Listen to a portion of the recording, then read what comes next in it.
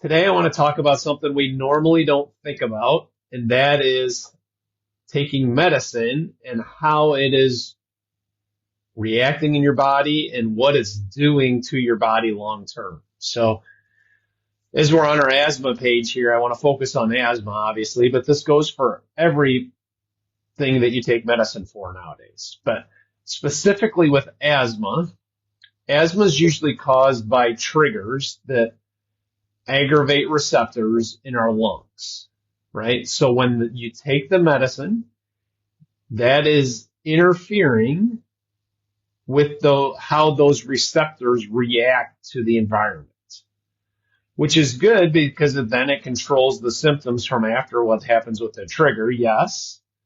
But long term, what is happening, it is actually hurting your body and it is hurting your lungs. So the main way this happens is it does it through the major neurological pathway in our body, and that is your hypothalamus pituitary adrenal axis. So it's basically your stress response loop. Okay, so we've all been stressed. You know, my analogy I usually use is the tiger jumps out at you. Can't talk this morning. If it jumps out at you, you run, right? Your body's job is to save your life. So what happens when your body's doing that?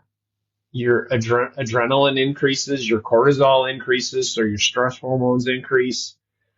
Your digestive system stops working because it's more important to get blood to your limbs than it is to your internal organs. So that goes for your digestive system mainly. Obviously, your heart's beating, your lungs are breathing, those kinds of things. So that needs to happen, yes. So with asthma, the same thing happens with triggers, is this stimulates that response. So the way medicine deals with that is it calms that response, right? And it actually interferes with how that response works. But the deal with that is it's there to save our lives. We have to have that functioning the right way.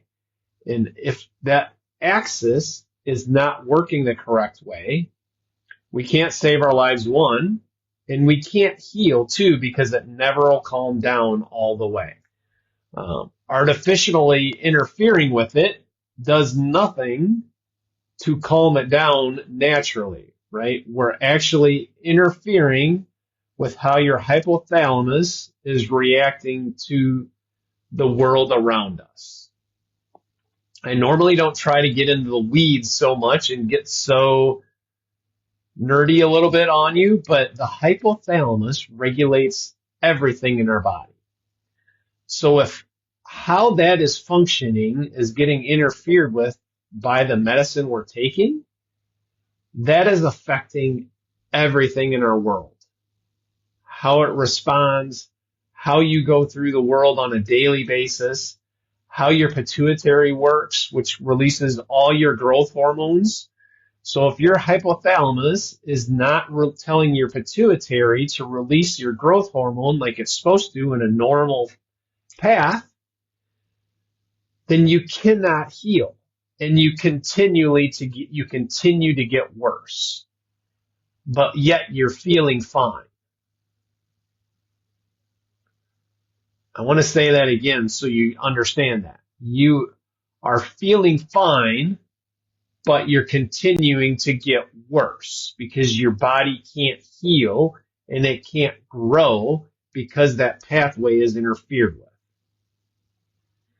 This is very, very important. And this is something that medical doctors don't understand the pathway on what they're doing when they're prescribing medicine. And they just continue to increase your asthma dosage, which is what everybody does. Your lung function test, your lung function looks okay, but it's starting to diminish a little bit, so we better increase your medicines. The reason you're having to increase your medicine is because that pathway, your hypothalamus pituitary adrenal axis, is getting interfered with, and you're actually getting worse. So medicine does not make you healthy.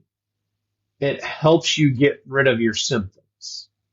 Let's just be clear about that and what is really going on there.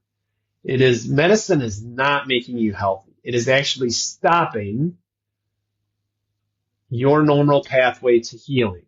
I have a quote in here in my office, and here it says, medicine does not make you healthy. It just delays your body's chance to heal while allowing you to think that you are healthy. That is exactly what's happening with medicine. And we don't think, when it comes to asthma especially, we don't think long term, what is this medicine doing to me? And it is interfering with every pathway that is going to save your life and that is going to heal you when you've actually saved your life. So that's what's happening with medicine. It's allowing to think you're healthy when you're actually not. So the best way to deal with asthma is to take the medicine initially, yes, right? I'm not saying not to take medicine if you have asthma. Take your medicine initially. Start using our protocol that we have developed to help you conquer asthma naturally. And as your symptoms improve, your medicine needs will go away. And you will know when it is time to wean yourself off, and that is what we help you do, is we help you to begin to make the correct choices that lead you down a path to be able to wean yourself off of medicine within 3 to 6 months normally. So don't just think that taking medicine is the only path out there for asthma or for any disease for that matter. Asthma especially, you can conquer yourself by doing small tweaks in your lifestyle that will make all the difference in the world and will allow you to get off that medicine so you're allowed that pathway, the hypothalamus pituitary adrenal pathway, to return to normal function. And until that returns to normal function, you will never be healthy. Even though you might feel okay, you will never be healthy, and you will never be preventing diseases that may be coming down the road. So focus on what you need to do. So if you don't know what to do, we would love to help you do that. So reach out to me, send me a message, whatever, and I will get on a call with you as quick as I can, and we will figure out what the best pathway is for you to get you off your medicine within the next 3 to 6 months. So